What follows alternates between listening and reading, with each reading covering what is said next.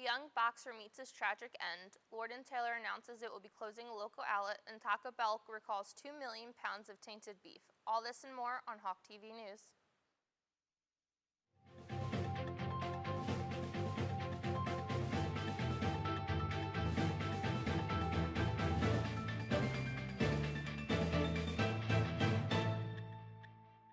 Hello and welcome to another episode of Hawk TV News. I'm Ann Toner. And I'm Josh Chanley. The world of professional boxing is mourning the loss of 27-year-old junior middleweight Patrick Day, who died shortly after his bout with Charles Conwell in Chicago on October 12th. Day received a knockout punch in the 10th round and went down for several minutes before the match was called, and Day was rushed to the Northwestern Memorial Hospital. The young boxer reportedly suffered a seizure and fell into a coma while in the ambulance. Day remained in critical condition following emergency surgery before succumbing to his traumatic brain injuries. Patrick Day is the latest in a string of deaths that has plagued the sport of boxing in recent years, including one this past July. Lord & Taylor has announced that its store at the Woodbridge Center Mall will be closing on Christmas Eve. The company's actions could result in 84 employees losing their jobs at the end of the holiday season. Parent company Hudson Bay announced in August that it plans to sell Lord & Taylor Tiller Tote for $1 million. Taco Bell has recalled over 2 million pounds of beef after a customer complained about metal shavings inside the food. Julie Massino, North America president of Taco Bell, released a statement assuring customers that safety is first and action to remove the product was taken immediately after the first complaint of contamination. Millions of pounds of beef have been removed from different Taco Bell locations across the country. There has been no word of any further illness or reactions caused by the contaminated product.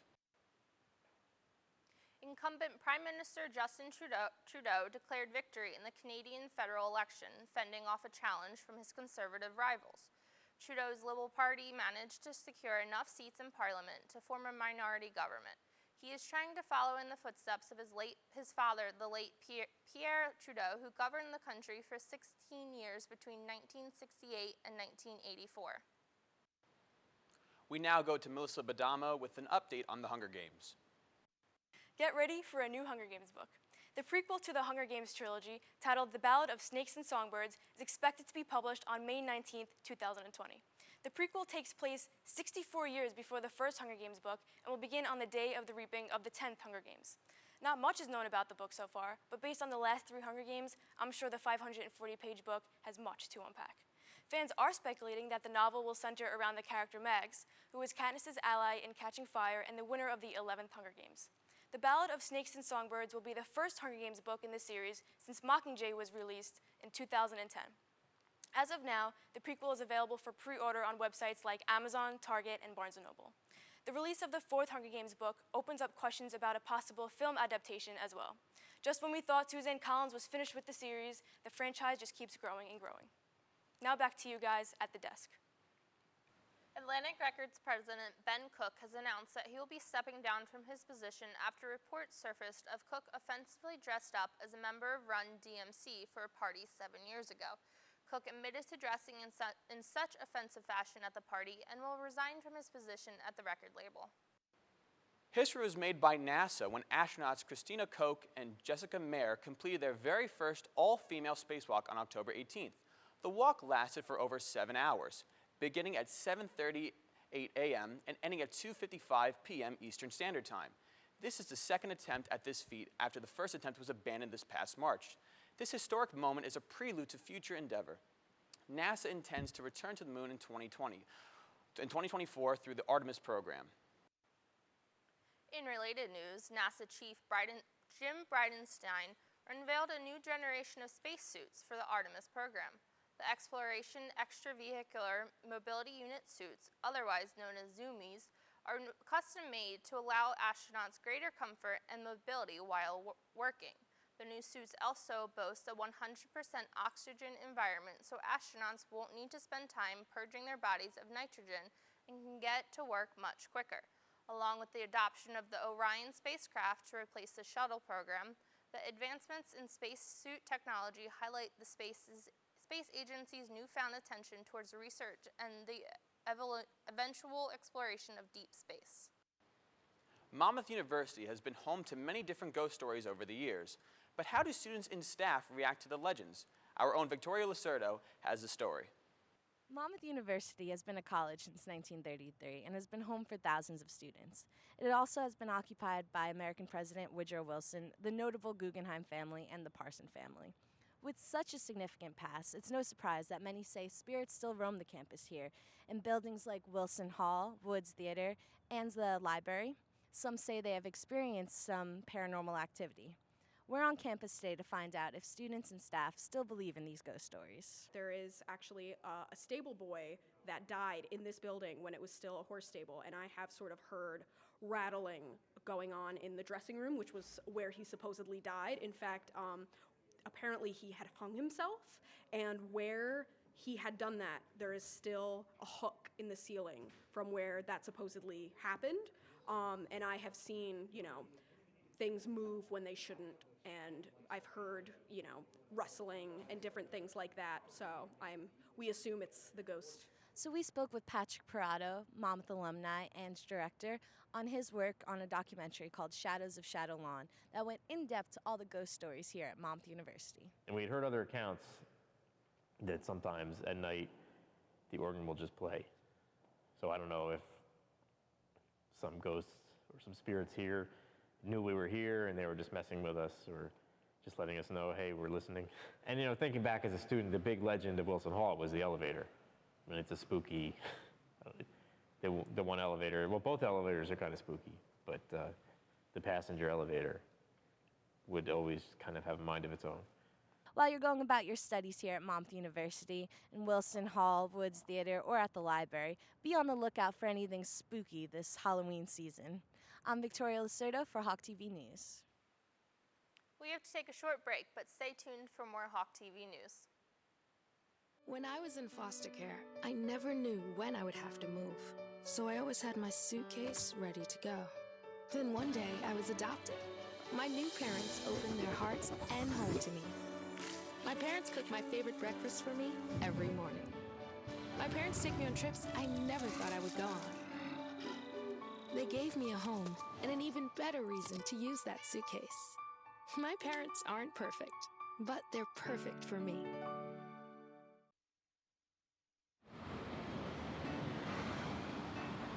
Hey, let's check out this park.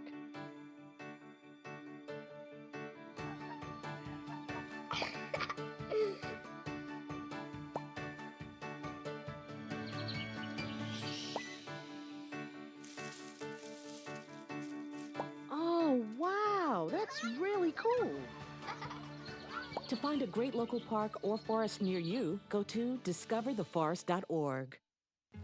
Everything starts out small. The things that hurt us, they all start from somewhere.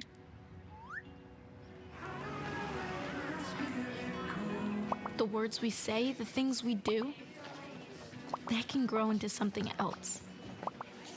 What was small and innocent can become big and sometimes scary. All it takes is one comment, one picture, one video for something to catch fire. But a big problem doesn't need a big response. Not at first. Even if we don't know what to say, the eye emoji can be that first step we take. Let's all pledge to take that first small step together and change the world in a big way. I'm a witness, and so are you.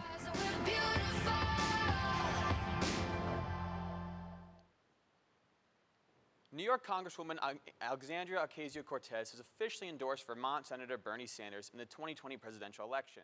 Cortez, a former volunteer for Sanders' 2016 campaign, has since become one of the youngest influential progressive voices in the Democratic Party. Both Sanders and Cortez share the same political stances on issues such as climate change and raising the minimum wage. Cortez's endorsement is expected to be a significant boost to Sanders' campaign as the senator returns to the campaign trail following a heart attack on October 4th. Desperate Housewives star Felicity Huffman has been sentenced to 14 days in prison and will also complete 250 hours of community service, pay a $30,000 fine, and have a year-long probation. The actress pleaded guilty to paying an admissions consultant $15,000 to boost her daughter's SAT scores. Huffman will serve her sentence at the Federal Correctional Institution In Dublin, California, a low-security prison for women. Huffman is the first parent to be sentenced in the college admissions scandal. Congressional Democrats walked out of White House meeting regarding President Trump's decision to withdraw American troops from Syria, stating that the president was demeaning to House Speaker Nancy Pelosi. Senator Minority Leader Chuck Schumer stated that Trump was insulting and called her a third-rate politician. Hours later, Trump tweeted that Pelosi had an unhinged meltdown and that she is a sick person. The White House meeting came soon after the House passed a bipartisan resolution condemning Trump's decision to withdraw American troops from Syria. A move that has come under intense scrutiny as Turkey has begun military operations against Kurdish fighters living in northern Syria. We have to take another short break, but stay tuned for more Hawk TV news.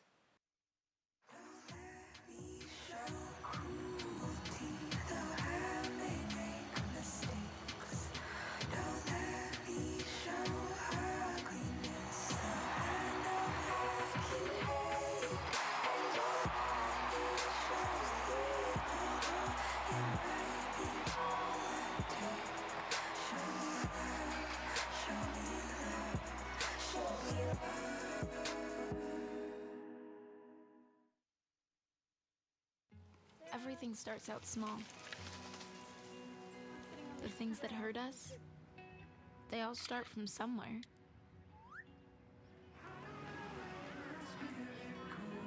The words we say, the things we do, they can grow into something else. What was small and innocent can become big and sometimes scary. All it takes is one comment, one picture, one video for something to catch fire. But a big problem doesn't need a big response. Not at first. Even if we don't know what to say, the eye emoji can be that first step we take. Let's all pledge to take that first small step together and change the world in a big way. I'm a witness, and so are you.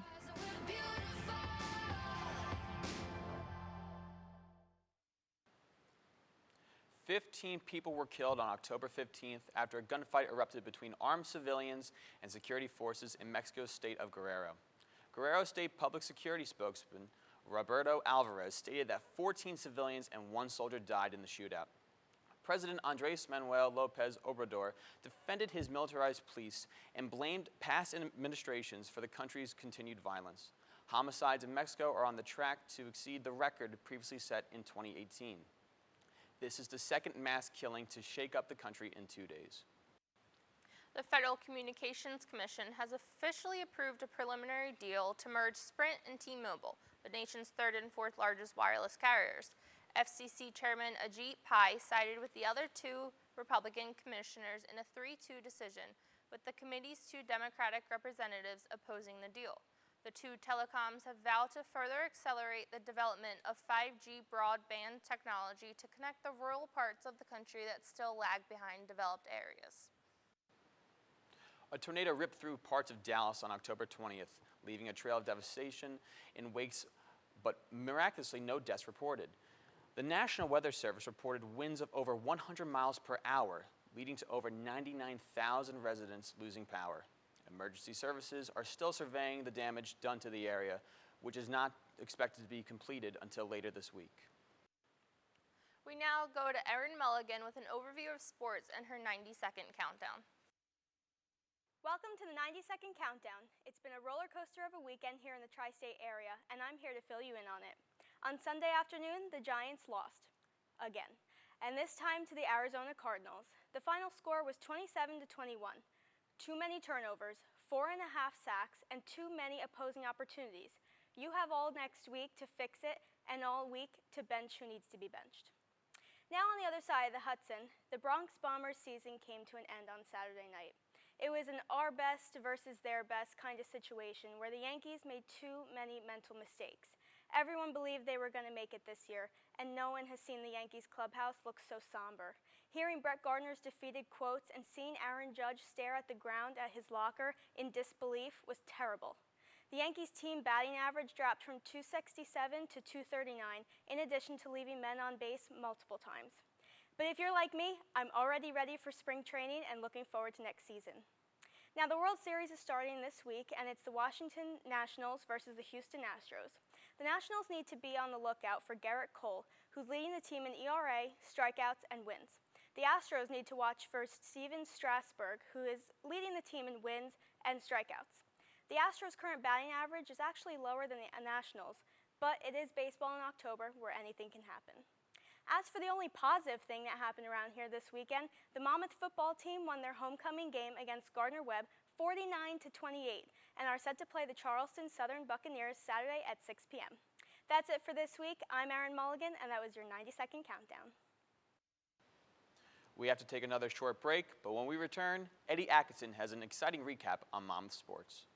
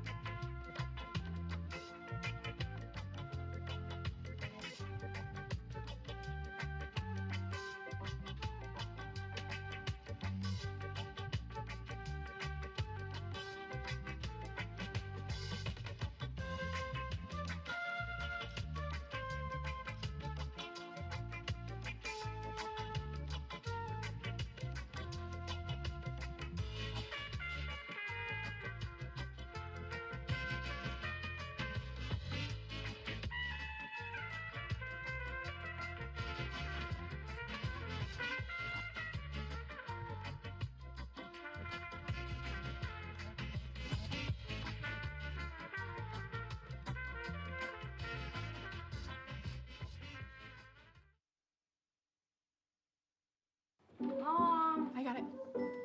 What are you doing in there? I got stuck. Are you a dog? I wouldn't do that. Have you seen the pliers? Where'd you find those? It's not your birthday. Sorry. Bye, Grandpa. Bye, Grandpa. Take care of yourself.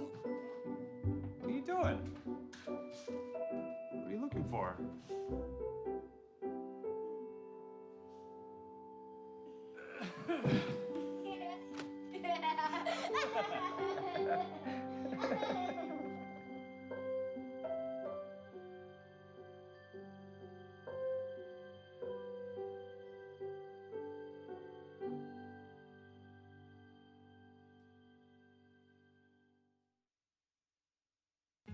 Everything starts out small. The things that hurt us, they all start from somewhere.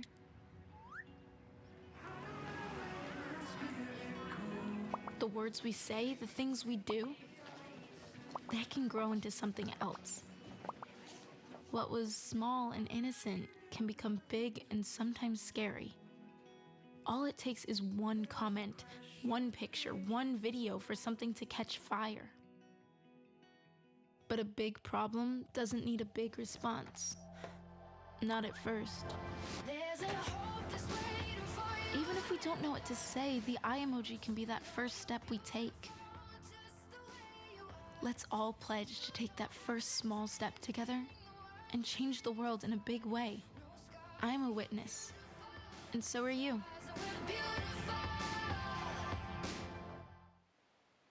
Let's take a look at how your Monmouth Hawks are doing in sports this week. The football team soared past Gardner-Webb on homecoming weekend, 49-28. Fifth-year senior QB Kenji Bahar led the way with 327 through the air and 2 touchdowns, as well as another on the ground. Bahar now has the most 300-yard games in program history. The field hockey team took down Columbia 2-1 in overtime in a close affair defined by goalkeeping. The Hawks' only regulation goal came from sophomore Anik Van Lange 20 minutes into the game. Sophomore goalkeeper Kate O'Hogan made 5 saves to help the Hawks propel the game into overtime. Redshirt freshman Allie Tarantino made the 4 critical saves in the shootout period to secure the close win for the Hawks. The field hockey team now looks ahead at a grueling 3-game road tour. The women's soccer team coasted by Niagara 4-0, securing an early lead and never letting go. Seniors Lexi Palladino and Dana Sheriff, as well as sophomore Jill Conklin and freshman Alexa Correa, each tacked on a single goal for the Hawks in the easy win over their MAC rivals. The women will continue their conference slate when they host Ryder, looking to continue their MAC dominance. The men's soccer team, meanwhile, fell to Fairfield, 3-1 in a lopsided matchup. Their only goal came from sophomore Liam McGregor across from center left in the 76th minute of the game, but it was too late for the Hawks to cut the deficit against the Stags. The men will host Quinnipiac for their next game. That's all for this week's sports update. Back to you guys at the desk. Thanks, Eddie. That's all for this week of Hawk TV News. Thank you for joining us. I'm Ann Toner. And I'm Josh Chanley. Be sure to tune in next week for another edition of Hawk TV News.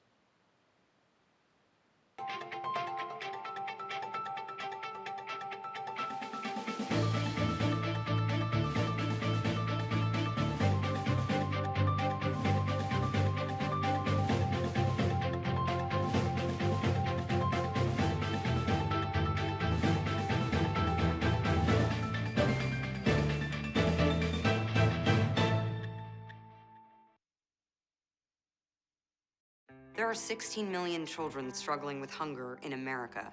That's 1 in 5 daughters, sons, neighbors, and classmates who don't know where their next meal is coming from. Yet billions of pounds of good food go to waste every year.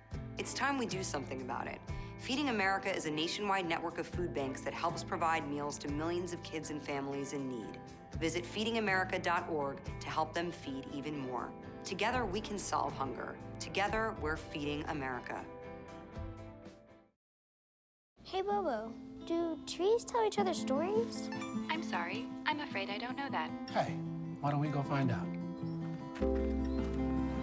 Listen. Do clouds take naps? I couldn't tell you. Dad, do stars visit their friends? Look!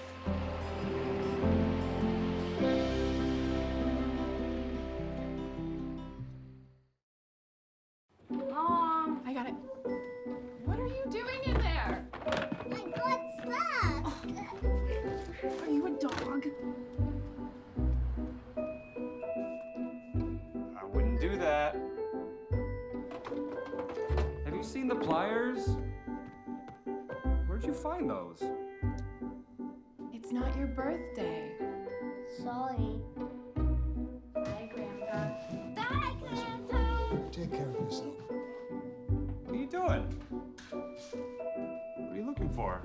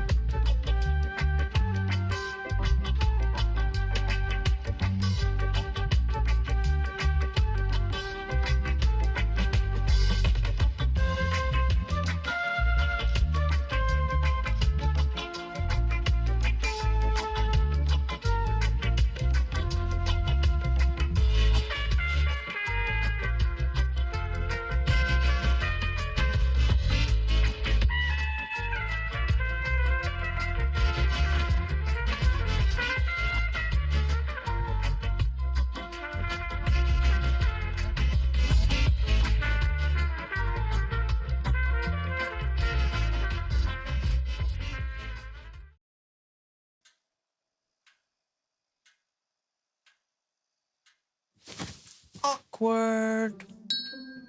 Do I look familiar? I should. You might remember me from here. Here.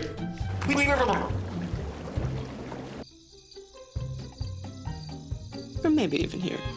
But an awkward silence can be a great thing. It can actually be a perfect moment to reach out to a friend and ask if they're okay if they seem down. Doesn't matter how you say it. You all right? Everything's okay? All G? You all right, girl? You cool? You bugging dog. Just show you're there for them. Go on, Kelly. Susie Awkward.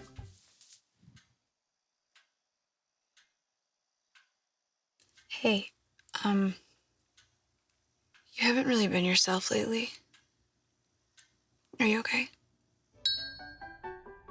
Find out how you can help a friend with their mental health at seizetheawkward.org. Listen, I realize that I'm not perfect, but it all really started to change because you judge me for having a problem. No one is going to know that I need help. I need help. I know that no one is going to judge me for having a problem. I realize that I'm not perfect, but it all really started to change because you listen. When I was in foster care, I never knew when I would have to move. So I always had my suitcase ready to go. Then one day I was adopted. My new parents opened their hearts and home to me. My parents cook my favorite breakfast for me every morning. My parents take me on trips I never thought I would go on. They gave me a home and an even better reason to use that suitcase. My parents aren't perfect, but they're perfect for me.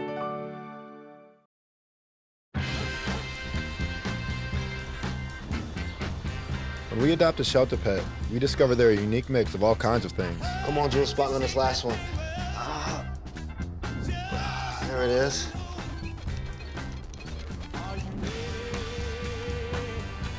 Keep going with it. Leo.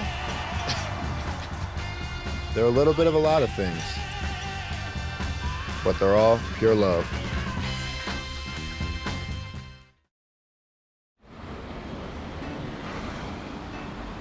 Hey, let's check out this park.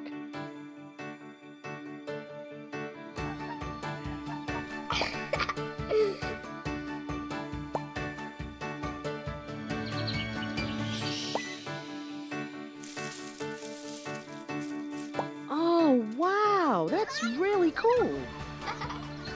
To find a great local park or forest near you, go to discovertheforest.org.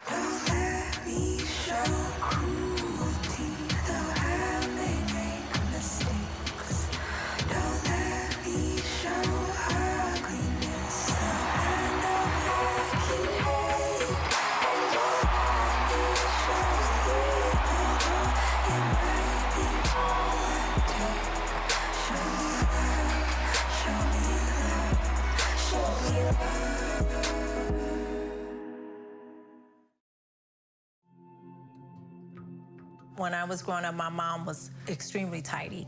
We were trained to put things back where we got them from. One day, when I walked into my mom's house, I felt like I walked to someone else's house. There was stuff everywhere. And just growing up the way I grew up and to see this transition was very alarming. When Sean talked to me, it was a wake-up call, and that's when I went to the doctor.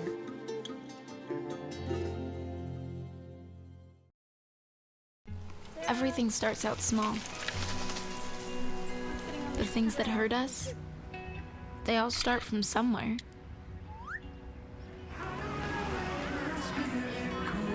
The words we say, the things we do, that can grow into something else. What was small and innocent can become big and sometimes scary. All it takes is one comment, one picture, one video for something to catch fire. But a big problem doesn't need a big response. Not at first.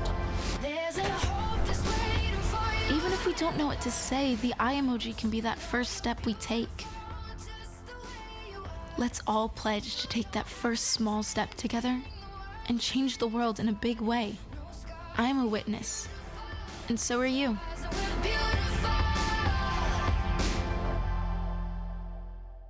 Hey, Bobo, do trees tell each other stories?